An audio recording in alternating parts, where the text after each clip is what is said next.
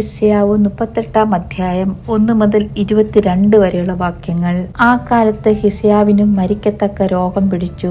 ആമോസിന്റെ മകനായ യെശയ്യാ പ്രവാചകൻ അവന്റെ അടുക്കൽ വന്ന് അവനോട്, നിന്റെ ഗൃഹകാര്യം ക്രമത്തിലാക്കുക, നീ മരിച്ചു പോകും, സൗഖ്യമാകിയില്ല എന്ന് യഹോവ അരുളിച്ചെയ്യുന്നു എന്ന് പറഞ്ഞു.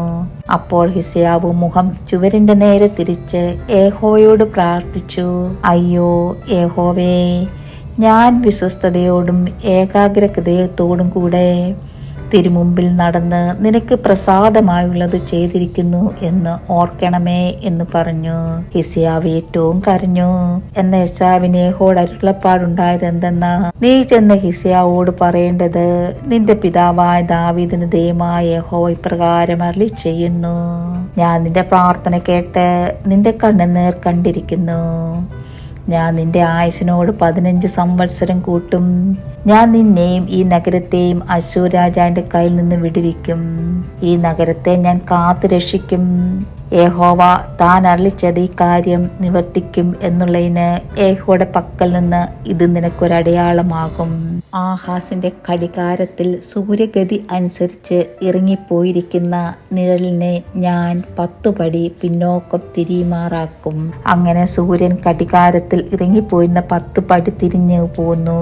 യഹൂദ രാജാവായ ഹിസ്യാവിന് രോഗം പിടിച്ചിട്ട് അത് മാറി സുഖമായ ശേഷം അവൻ എഴുതിയ എഴുത്ത്, എന്റെ ആയുസ്സിൽ മധ്യാഹ്നത്തിൽ ഞാൻ പാതാളവാതിൽക്കൽ പോകേണ്ടി വരുന്നു. എന്റെ ആണ്ടുകളുടെ ശേഷിപ്പും എനിക്കില്ലാതെ പോയെന്ന് ഞാൻ പറഞ്ഞു. ഞാൻ യഹോവയെ ജീവനുള്ള ദേശത്ത് വെച്ച് യഹോവയെ കാണുകയില്ല. ഞാൻ ഭൂവാസികളുടെ വെച്ച് ഇനി മനുഷ്യനെ കാണുകയില്ല എന്ന് ഞാൻ പറഞ്ഞു. എന്റെ പാർപ്പിടം നീങ്ങി ഒരിടയ കൂടാരം പോലെ എന്നെ വിട്ടുപോയിരിക്കുന്നു. നെയ്ത്തുകാരൻ തുണി ചുരുട്ടും പോലെ ഞാൻ എന്റെ ജീവനെ ചുരുട്ടി വെക്കുന്നു. അവൻ എന്നെ പാവിൽ നറുത്തു കളയുന്നു. ഒരു രാപകൽ കഴിയും മുമ്പേ നീ എനിക്ക് അന്തം വരുത്തുന്നു. ഉഷസ് വരെ ഞാൻ എന്നെ തന്നെ അടക്കിക്കൊണ്ടിരുന്നു.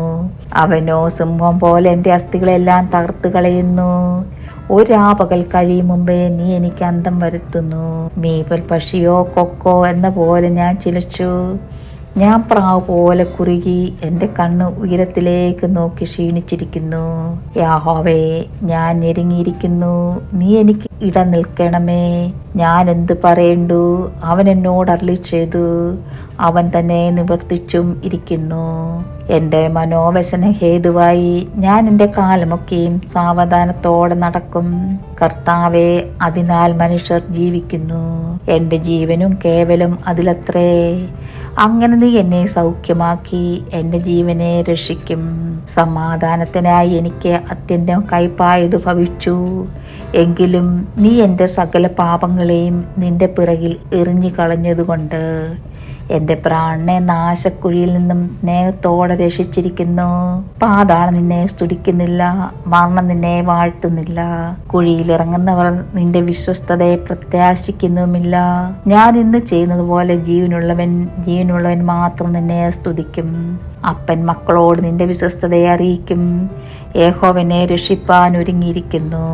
അതുകൊണ്ട് ഞങ്ങൾ ജീവപര്യന്തം യഹോവയുടെ ആലയത്തിൽ തന്ത്രനാദത്തോട് എന്റെ ഗീതങ്ങളെ പാടും. എന്നാൽ അവന് സൗഖ്യം വരേണ്ടതിനും അത്തിപ്പഴക്കട്ട കൊണ്ടുവന്ന പരുവിന്മേൽ പുരട്ടവൻ യെശയ്യാവ് പറഞ്ഞിരുന്നു. ഞാൻ യഹോവയുടെ ആലയത്തിൽ കയറി ചെല്ലും എന്നതിന് അടയാളം എന്തെന്ന് ഹിസ്യാവ് ചോദിച്ചിരുന്നു. ദൈവമേ, സ്തുതി നിനക്ക് യോഗ്യമാകുന്നു.